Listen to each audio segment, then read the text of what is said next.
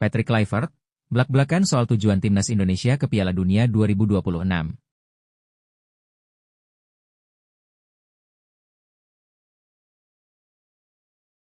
Erick Thohir tekanankan bebas mau mengkritik, tapi jangan hancurkan timnas Indonesia.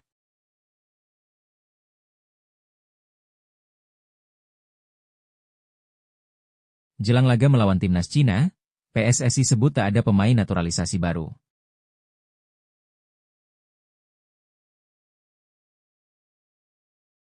Bojan Hodak, beberkan rahasia kemenangan Persib Bandung atas Bali United.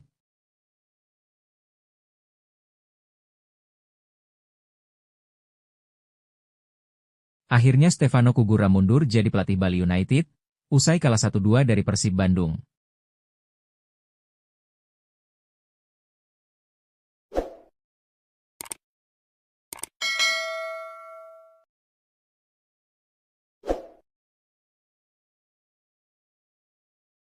Patrick Kluivert, belak-belakan soal tujuan timnas Indonesia ke Piala Dunia 2026. Pelatih timnas Indonesia, Patrick Kluivert, belak-belakan soal tujuannya supaya timnas Indonesia bisa berlaga di Piala Dunia 2026. Ia berharap mimpi itu bisa tercapai dalam waktu dekat ini. Hal itu disampaikan Patrick Kluivert saat menyampaikan harapannya di HUT PSSI ke-95 tahun beberapa hari lalu. Pelatih timnas Indonesia asal Belanda itu yakin timnas Indonesia bisa meraih mimpi berlaga di Piala Dunia 2026 asalkan bekerja keras. Kans mendapat hal tersebut bisa dibilang terbuka lebar. Timnas Indonesia saat ini sedang berjuang di ronde ketiga kualifikasi Piala Dunia 2026 zona Asia. Saya berharap kita bisa mewujudkan tujuan kita dengan lolos ke Piala Dunia. Hal ini akan menjadi pencapaian yang luar biasa, tegas Patrick Kluivert dilansir dari Instagram PSSI, Minggu, 20 April 2025. Langkah timnas Indonesia menuju Piala Dunia 2026 masih berlanjut, meski penuh tantangan. Hingga matchday ke-8 kualifikasi Piala Dunia 2026 zona Asia, timnas Indonesia duduk di posisi keempat klasemen sementara grup C dengan 9 poin. Mereka hanya tertinggal satu angka dari Arab Saudi di posisi ketiga dan 4 poin dari Australia yang menempati urutan kedua. Dengan 2 pertandingan tersisa melawan Cina di Jakarta dan tandang ke markas Jepang, timnas Indonesia masih punya kans untuk mengejar tiket langsung ke putaran final. Namun, perjuangan mereka tak hanya bergantung pada hasil sendiri, melainkan juga hasil dari pertandingan tim-tim pesaing. Untuk bisa finish di posisi 2 besar dan lolos otomatis ke Piala Dunia, timnas Indonesia wajib menang di 2 laga terakhir. Tambahan 6 poin akan membuat total poin mereka menjadi 15. Namun, hasil itu harus dibarengi dengan kegagalan Australia dan Arab Saudi dalam meraih poin maksimal. Timnas Australia akan menghadapi 2 lawan tangguh yaitu Jepang dan Arab Saudi. Agar Indonesia bisa menyalip, Socceroos tak boleh mengoleksi lebih dari 1 poin dari 2 laga tersebut. Namun, jika Australia menang atas Jepang pada laga ke-9, maka peluang Indonesia menyalip mereka langsung tertutup, apapun hasil lainnya. Sementara itu, Arab Saudi masih akan bertemu Bahrain dan Australia. Dengan 10 poin di tangan, peluang mereka untuk naik ke posisi 2 juga masih terbuka. Ini membuat persaingan menuju 2 besar makin panas hingga laga terakhir.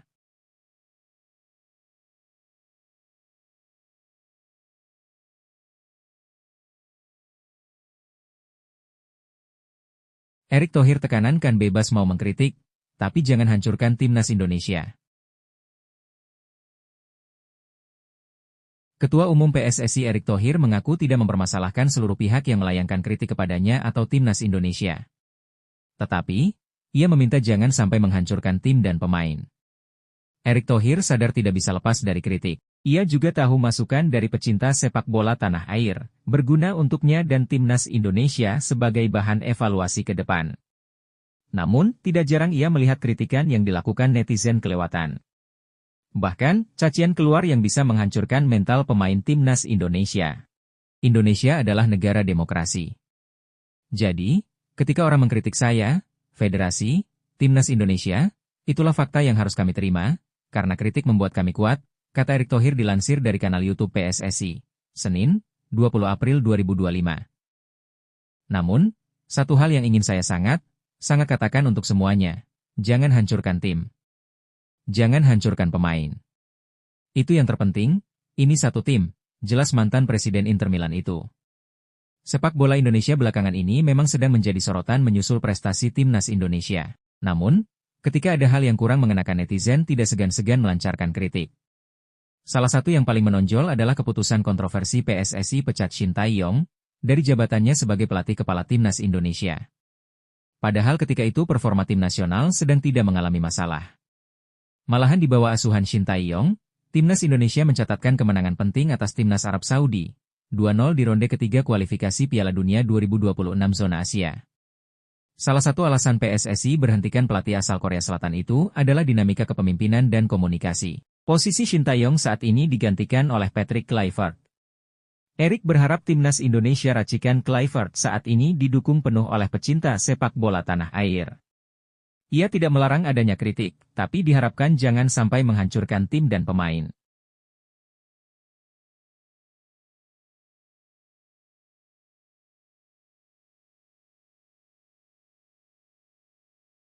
Jelang laga melawan timnas Cina, PSSI sebut tak ada pemain naturalisasi baru. Timnas Indonesia kini tengah melakoni persiapan jelang matchday ke-9 dan ke-10 Grup C ajang kualifikasi Piala Dunia 2026 round 3, zona Asia melawan timnas Cina dan timnas Jepang. Dilansir dari laman resmi AFC, kedua laga tersebut dijadwalkan akan digelar pada bulan Juni 2025 mendatang. Timnas Indonesia sendiri akan menjamu Cina terlebih dahulu di matchday ke-9 dan kemudian akan terbang ke Tokyo untuk melakoni laga matchday ke-10 atau laga terakhir Grup C melawan Jepang. Timnas Indonesia saat ini berada di posisi keempat Grup C dengan raihan 9 poin. Kini, target Timnas Indonesia adalah mengamankan posisi ketiga atau keempat klasemen akhir Grup C guna mendapatkan 2 tiket otomatis ke babak round 4 nantinya. Melihat dari prediksi dan hitung-hitungan klasemen, timnas Indonesia hanya memerlukan 1 kemenangan lagi guna memastikan diri lolos ke babak round 4. Laga kontra Cina yang kemungkinan besar digelar di Stadion Gelora Bung Karno, Jakarta dipastikan akan menjadi laga hidup mati bagi timnas Indonesia. Pasalnya, dengan meraih kemenangan atas timnas Cina sudah dipastikan timnas Indonesia akan lolos ke babak round 4. Namun, jika timnas Indonesia justru bermain imbang atau malah kalah dari timnas Cina, maka timnas Indonesia harus wajib menang melawan tim terkuat di Grup C, yakni timnas Jepang. Jelang laga kontra Cina sendiri, PSSI kini menyebut belum ada pemain diaspora atau keturunan baru yang bersiap dinaturalisasi. Ketua Umum PSSI, Erick Thohir menyebut belum ada rencana naturalisasi pemain baru dalam waktu dekat. Menurut pria yang juga menjabat sebagai Menteri BUMN tersebut, Timnas Indonesia dan PSSI saat ini tengah fokus mempersiapkan tim yang ada dan juga lebih fokus ke deretan pemain naturalisasi yang ada saat ini.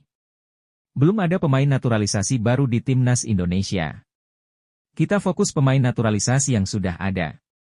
Kita fokus kepada bulan Juni dengan tim yang ada, saat ini seperti itu sih, ujar Erick Thohir. Pernyataan tersebut tentunya menepis isu bahwa akan ada beberapa nama pemain yang akan dinaturalisasi oleh PSSI dan membela timnas Indonesia dalam waktu dekat, khususnya dalam laga lawan Cina. Beberapa nama seperti Pascal Struijk, Jayden Oosterwolde, Julian Oerit, Tristan Goejer dan Jairo Riedewald akan dinaturalisasi dalam waktu dekat. Hal ini sendiri juga menjadi kode bagi fans sepak bola timnas Indonesia bahwa staf pelatih juga masih belum memerlukan tambahan amunisi pemain baru. Lebih lanjut lagi, Erick Thohir juga menyebut bahwa timnas Indonesia akan segera berkumpul paling tidak pada bulan Mei 2025 mendatang untuk menggelar pemusatan latihan.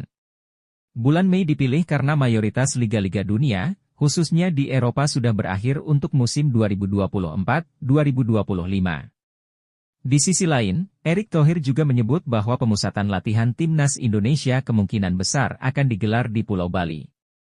Tentu akan kita pastikan bakal sampaikan ke tim pelatih timnas Indonesia senior yaitu Coach Patrick dan lain-lain.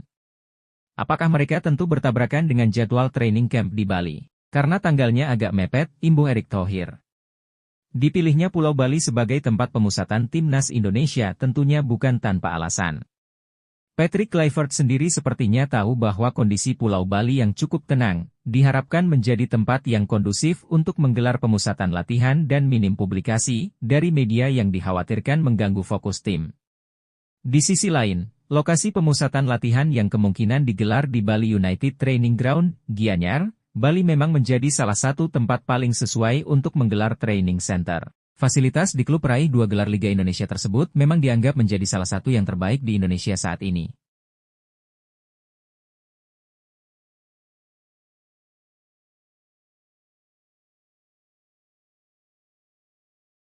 Bojan Hodak, beberkan rahasia kemenangan Persib Bandung atas Bali United.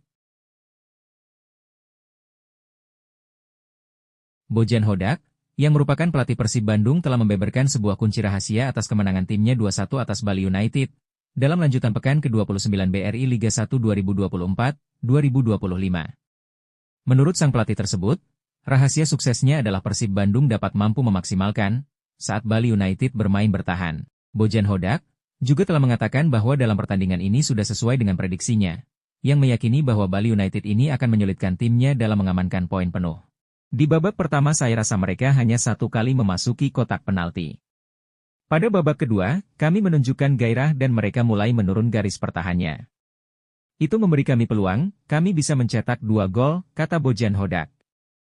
Akan tetapi setelah itu para pemain Persib Bandung telah turun terlalu dalam, sehingga Bali United mendapatkan banyak sekali peluang berbahaya, meski pada akhirnya tidak ada yang bisa dikonversi menjadi gol. Dan ini harus menjadi sebuah perhatian karena kami kesulitan dalam menahan bola. Tapi tidak apa-apa, yang terpenting 3 poin, tegasnya. Bahkan pelatih Persib Bandung tersebut telah memastikan situasi comeback ini bukan merupakan pertama kali yang dialami oleh Persib Bandung, yang menurutnya ini telah membuktikan bahwa Persib Bandung memiliki sebuah karakter dan mental baja.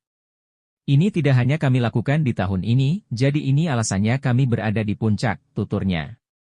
Dengan hasil tersebut Persib Bandung yang saat ini berada di puncak klasemen sementara masih memiliki selisih 8 poin dengan Dewa United yang berada di posisi kedua.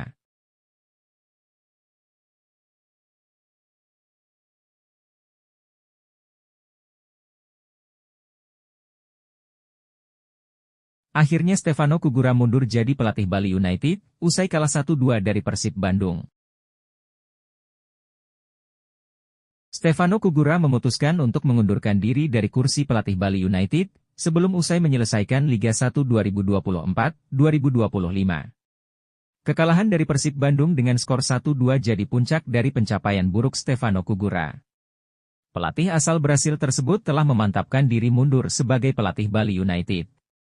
Dirinya berterima kasih kepada seluruh supporter yang mendukungnya sejak 2019. Saya mau kasih tahu buat supporter Bali United, saya pasti akan tanggung jawab, ujar Stefano Kugura pada konferensi pers usai laga di Stadion Gelora Bandung Lautan Api, Jumat, 18 April 2025. Dari awal saya datang ke Bali tahun 2019, laga pertama saya lawan Blitar, sampai hari ini lawannya Persib saya sebagai pelatih tanggung jawab waktu menang, seri, atau kalah. Sama buat saya, imbuhnya. Meski mundur dari posisinya sebagai pelatih, Teko Kugura akan tetap bertanggung jawab di sisa musim ini. Saya sudah bicara sama manajemen Bali United, ujar Teko. Sudah sangat terima kasih sama manajemen dari Bali United. Tapi saya sudah bicara sama mereka tugas saya mau selesai waktu kompetisi, Liga 1 ini, berakhir di tahun ini, lanjutnya. Dia mengakui akan tetap memimpin pertandingan termasuk di 2 laga kandang terakhir Bali United di Stadion Kapten Iwayan Dipta, Gianyar. Saya akan tetap mendampingi tim sampai akhir. Juga 2 laga kandang terakhir nanti Amu PSIS Semarang dan Madura United, kata Teko. Teko berterima kasih pada manajemen, pemain dan juga supporter Bali United. Keputusannya untuk tidak bersama Bali United ini diakui Teko bisa digunakan manajemen untuk mencari pelatih pengganti. Saya masih punya 5 pertandingan, saya pasti kasih yang terbaik di 5 pertandingan, ujar Teko. Setelah itu kita sudah sepakat saya bisa berhenti di Bali United. Ini juga saya sudah bicara sama manajemen buat mereka punya waktu buat pilih pelatih baru, kata Teko. Stefano Kugura memimpin perjalanan besar Bali United sejak ditunjuk sebagai juru taktik pada awal 2019. Pelatih asal Brasil tersebut berhasil mendatangkan trofi Liga 1 buat tim berjuluk Serdadu Tridatu sejak musim perdana.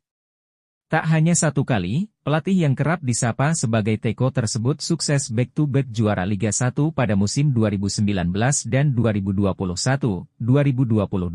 Pencapaian tersebut jadi yang pertama di sejarah Liga Indonesia sejak dibentuk pada musim 1994-95 1995.